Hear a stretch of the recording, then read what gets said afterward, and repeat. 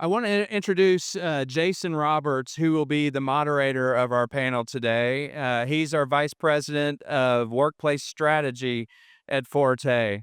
We'll bring him up and he will introduce you to the rest of our panel. For Jason, are you ready? All right, here he comes. Let's give him a round of applause, please.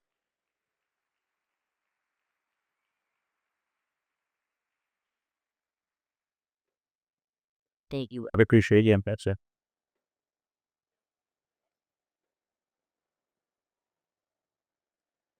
Kiki.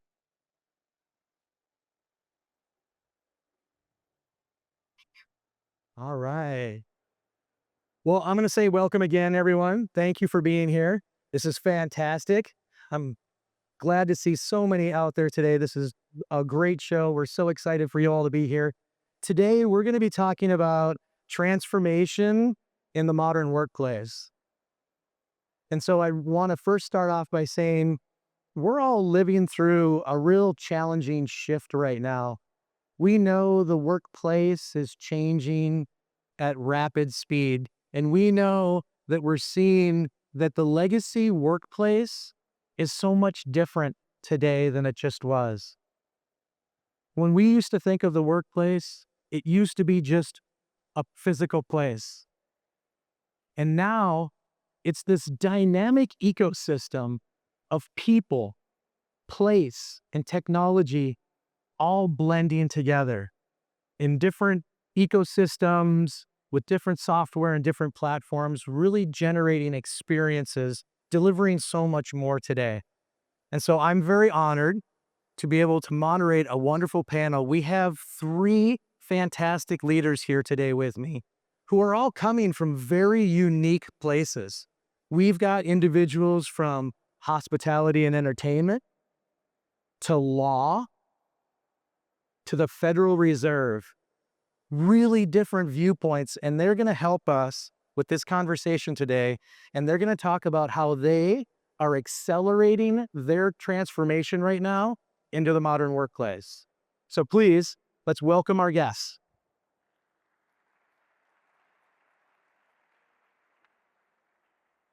So first, I want to introduce Kip Hardin.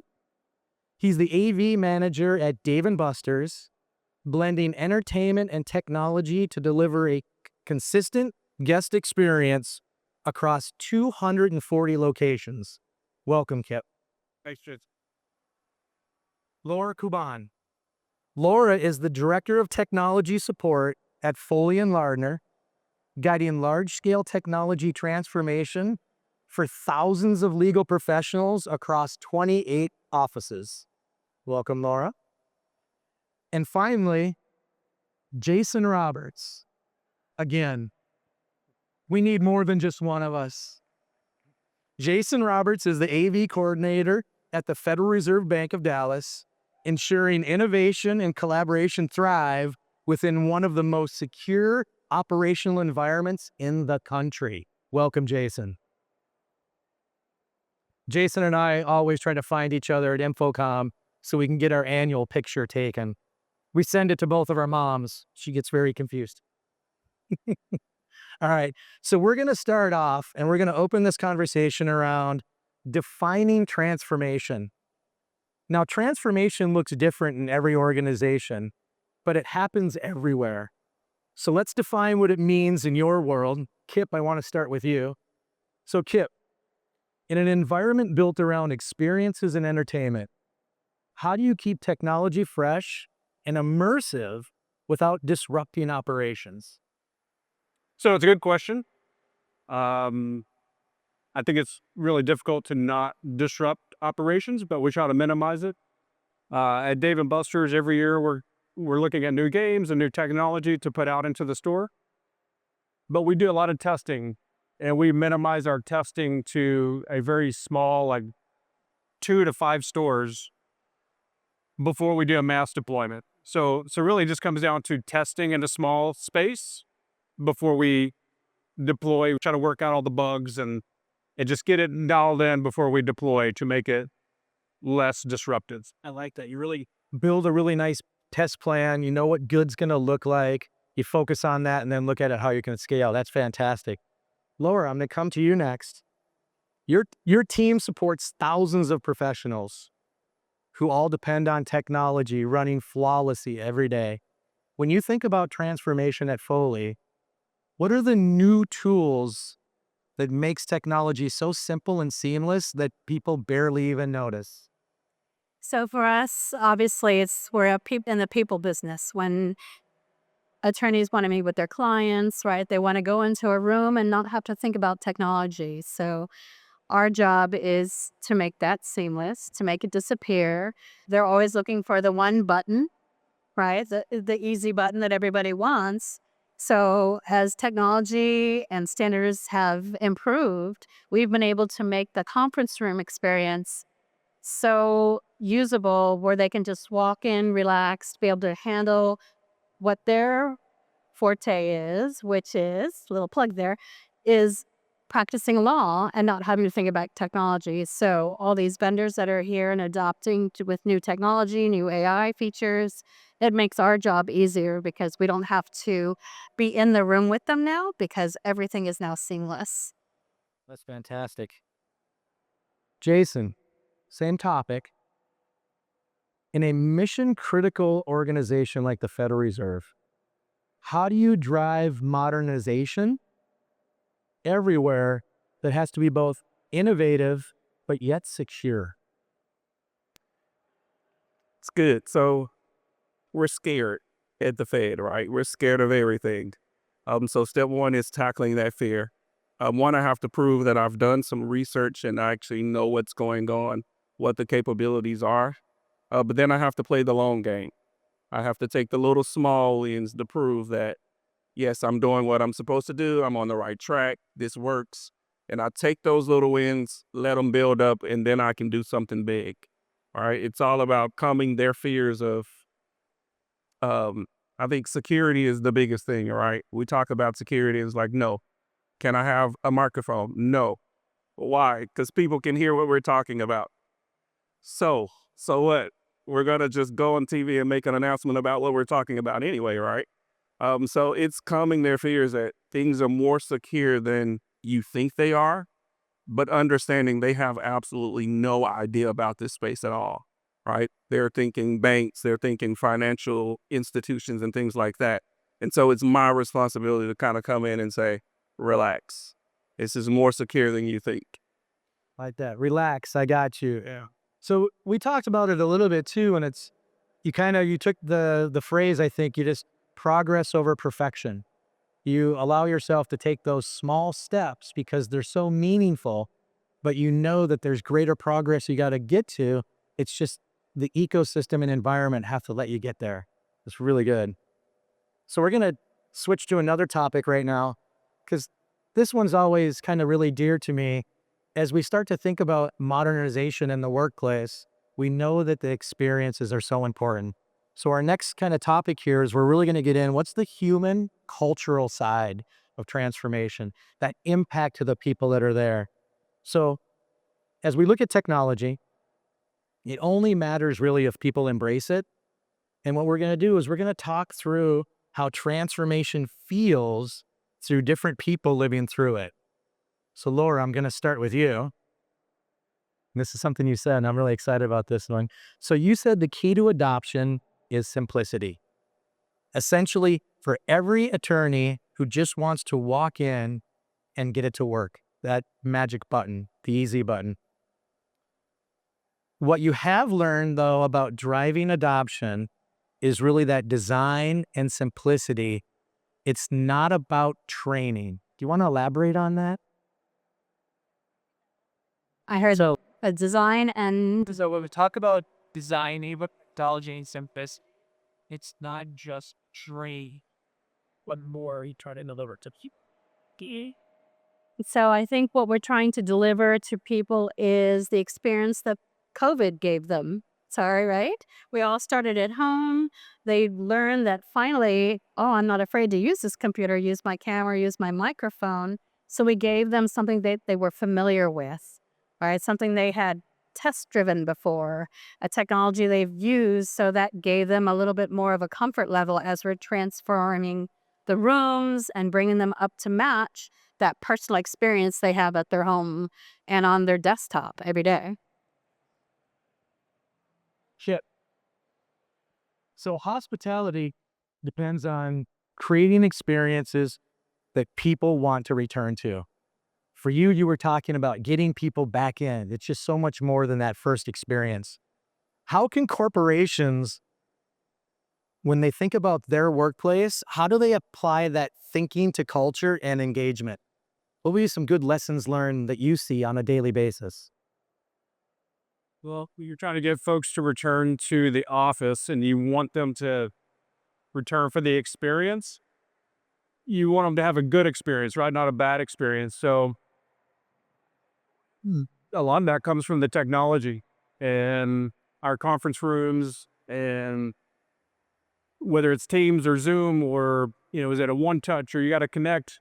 But I think it's just really training your employees how to use the technology, not just the IT department, so that they can bail you out. I think you need to really take a deep dive into training each department how to use the technology, how to troubleshoot the technology, try to, a little bit of self-help.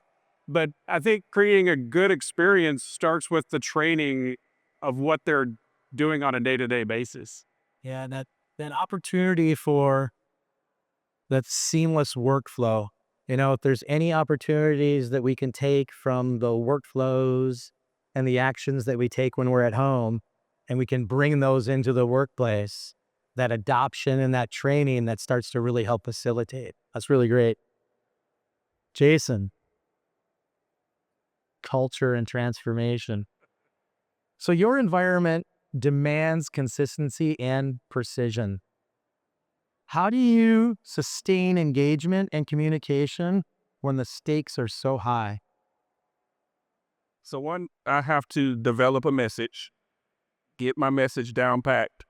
Then I have to break my message down and translate it into different versions, right? I have economists who, I'll just say, think differently than the rest of us in the world, right? So I have to figure out how to break what I'm doing down to their level. I have bank examiners that think differently, more like auditors.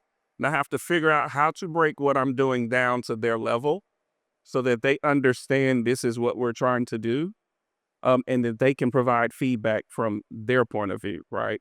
And so I'm taking their feedback and saying, okay, let me tailor my message again and rethink my message to fit your need a little better. I love that. I love that because that's that balance, right? So when you're talking about that culture, you have to respect the high security and environment you're in, but at the same time, you're pushing those boundaries to help people because those experiences are going to be so desirable from everybody because they do get a chance to use those in different places at home versus that environment. That's really good. All right, we're going to change it up a little bit here. Now we're really going to kind of focus on the role of space and technology. Because when we first started, again, we're seeing this change. The environment is starting to become so important to these places as well. The traditional conference room is starting to change. The opportunity for different furniture, the uniqueness that comes into it, acoustics. Come on, acoustics. There we go. All right, lighting, all of those things. So let's shift from the environment a little bit in technology, and let's talk about transformation from a viable standpoint when we're talking about collaboration in spaces and AI-driven tools. So Jason, how does the Federal Reserve balance secure collaboration with innovation in its room design with technology standards? So talk about your room designs and what makes it so important. So we're very slow moving, right? Our design has been, particularly in our building, our design has been our design for 25 years. And that hasn't changed. We just kind of rinse and repeat. We did benefit from the pandemic, right? That changed everyone's viewpoint, right? Now you get face-to-face interaction. I can see expressions. Beforehand, we just throw a camera in the ceiling and things like that.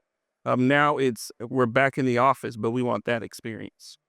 So now we have to start thinking, how do we give them that experience where we are, right? That experience comes with multiple cameras, multiple screens, taking our cameras from the ceiling and dropping them down to more of an eye level. That comes with, now we have to work with our designers. AV needs to go there rather than, no, this picture would go there, move some AV somewhere else, right? And so AV is taking more of a forefront end. Okay, we can't just do this room based off of looks. We have to think about AV, right? We've stepped up into more of an important role now that we're back in the office, but trying to give people that pandemic experience, right? And so that's the transition that we've made lately, where I get to come in at the forefront of a design and say, this is what we need for AV. Based on how we're going to use this space, this is what we need. And our designers start to kind of tweak around that more so than before. I would have to just fit in where I can get in. Right. In the past, it felt like sometimes AV was an afterthought, right? The room would get built, and then we'd put in the technology, because in the past, a standard used to be just a set of equipment. And now today, when we think about standards, it's really more about the workflow. What's the outcome we're trying to create out of these spaces? What is it that people are looking for, and how can we deliver that? And those conversations need to be much earlier in the planning stage, because so many elements feed into it. So we're really going to take a left turn here a little bit. We're going to stay on it, but Kip, you're probably going to have fun answering this one. So entertainment has long led interactivity. Are you bringing some of the principles, though, of that interactivity into your employee environment as well? So talk to us a little bit about the experiences you create for your customers. Are you trying to bring some of that in to your spaces in your meeting with just your teams that are meeting? What does that look like for you? Absolutely. One of our culture pillars is better together. And we just believe that having everyone collaborate and interact together versus virtual is we're better off as a team, as a company. And at Dave and Buster's, throughout the year, we have fundraising, we have Office Olympics, we have Halloween contests. I mean, last week we pitched a circus tent in the office. That's just one department. But we truly believe that working better together just makes us better as an organization, as a company. And it really doesn't have anything to do with some of the technology, but it's just the interactivity that we want in the stores. We try to bring it to the office as well. So Love that. The circus tent. I want to see some pictures. All right, Laura. You're managing more than 300 conference rooms across 28 offices. That's a transformation scale that is as much about technology as it is the ability to have consistency and quality. So how do you keep consistency and quality in every meeting room? And how do you allow that when the users might have unique needs? So a lot of it comes for us down to the design phase, right at the beginning, getting into the beginning when we're doing an office remodel, an office move. So we've worked with our team at FORTÉ to develop standards for all of our rooms so that every time we have a new project that comes up, we're able to apply those same standards across the board. And rather than trying to do all 300 rooms at one time, right, that's not economy of scale that a firm wants to take on. So it's as the opportunities come up, we sweep in and bring them to the same standard. What over time, then we have now eliminated most of our legacy gear and focused on our Microsoft Teams environment, which also gives us flexibility for the Zoom and Google Meet and other needs that our clients have. So we've been able to make our environments not just a one pony show, right? A one trick pony, that we're able to accommodate all the needs, not only of our firm, but when we bring clients into our space, our vendors into our space, all these rooms are able to do what they need to do, and making that transition a lot easier, and not we don't need an army of AV people anymore to manage a meeting because the rooms are so capable and standardized. That so one of the things that you just brought up was, even though you have a gold standard, you still have everyone has those unique needs with Zoom and Google Meet and other platforms. And I think what I heard was you really kind of put that in the power of the people to really understand who I need to meet with, what's the meeting style. So you're giving them so much flexibility, but yet you're creating a workflow that's consistent across all of those platforms. And that's how you're able to scale to those multiple platforms, whether it's Zoom or Teams or Google. Bringing technology to meet them where they are, right? So that's pretty much meeting them how they work. I like it. I like it. All right. Now, let's talk a little bit around leadership and strategy, and let's lean into some lessons learned. So, transformation takes leadership, discipline, and a bit of courage. Let's finish with what it takes to sustain it. So, Laura, going to go right back to you on this one. You've taken some deliberate approaches to AI, from Copilot to ChatGPT to building your own internal Foley chat. How do you balance innovation with client trust and governance? So it's very interesting. AI is definitely a hot topic because we are legal, and we have a lot of government agencies as well that we serve in our client base. So we have an innovation committee and an AI governance committee that any new technology that we're rolling out goes through those government standards, our own government standards that we have put in place to make sure we're not putting our clients' data at risk, not putting the firm's data at risk. And the whole premise around creating our own Foley chat GPT, if you will, was that we could bring in the power of the LLM language into the firm, but keep all of the data at the firm. So we're not worried about exposing any of our client data outside to external sources. So it's interesting. We've had like a 400% increase usage just from introducing that tool, because they've been warned before, and I'm sure you've heard the stories of attorneys who used ChatGPT on some of their court filings and were called on the carpet for it because it wasn't genuine. So it's putting some of those stopgaps in place and some of those review boards in place to make sure we are doing the ethical thing. That's the biggest thing for the firm. You want to make sure you're following your ethics, but then also empowering them for all the tools and the efficiencies that AI can give them. So it's finding that balance. It's not a perfect dance, but definitely the interest is the highest I've ever seen. Them being interested in a technology is pretty amazing. That's amazing that you're getting that high adoption, right? There is a demand for it. So that ability to ideate quick, keep it internal, really great for the company. That's fantastic. And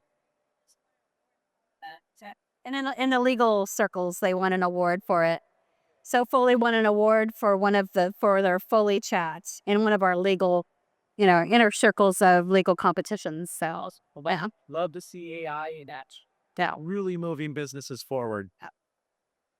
Kip, what advice would you give leaders who want to take technology as part of their experience and not just infrastructure?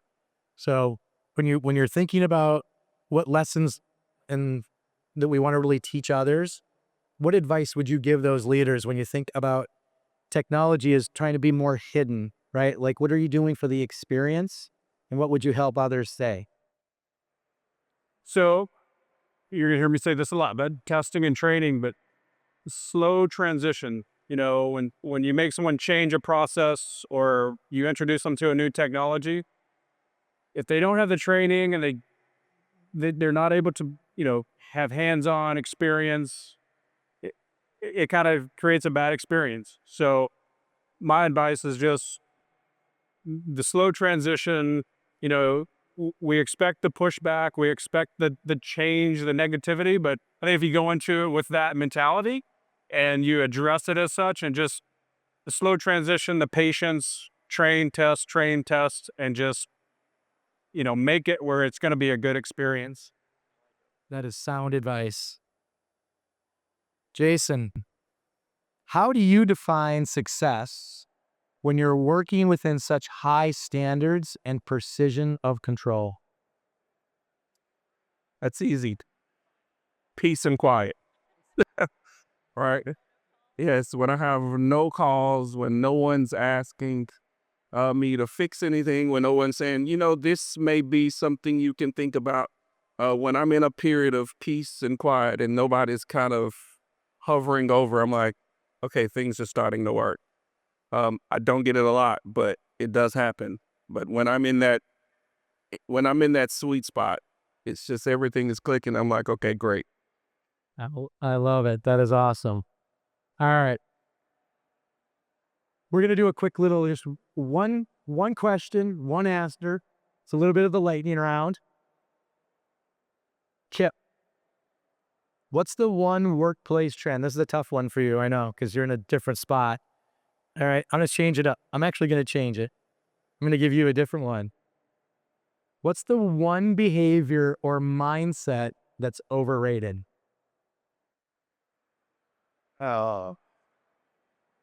Returning to work? No, I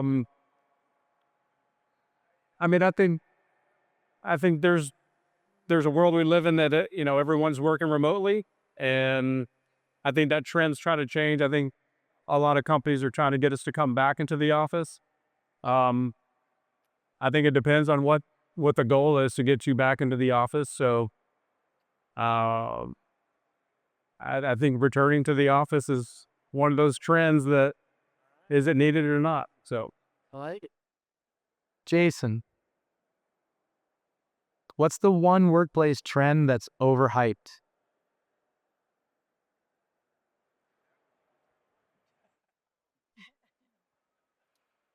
The one workplace trend that is overhyped, really, that would be return to work. That's a good question. You got me there. Give you a break up, man. We'll come back to you. Okay. All right. Laura, there we go. Finish this sentence. The future of workplace transformation will be successful when? Transformation, I think, will be successful when leadership embraces adaptability. You have to equip your teams with the right tools and the right training. If you talk about training, and really develop a culture of collaboration, right? And I think a lot of the technologies that we're seeing now supports that collaboration and makes that hybrid, in-person, remote experience a mutual experience across all of the workplace. So it's really embracing that adaptability. We see how quickly AI has changed, all the way from just being a flat information providing to agents that are actually going to do things for you, right? So that adaptability is at a runway pace that if you don't, as a business, keep up with it, you're going to be left behind.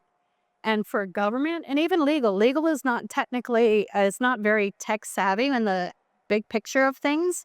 They're very cautious when making change. So having that mindset of being adaptable is going to be critical for their longevity and their success over time. Awesome. Great answer. All right. Well, I hope you enjoyed our lunch panel here. I hope you enjoyed the opportunity to really hear different perspectives, different viewpoints. We want to thank all of you for taking the time and spending with us right here. And I just want us to please give a real warm welcome and thank you to the panelists here, Kip, Laura, Jason. Thank you guys so much.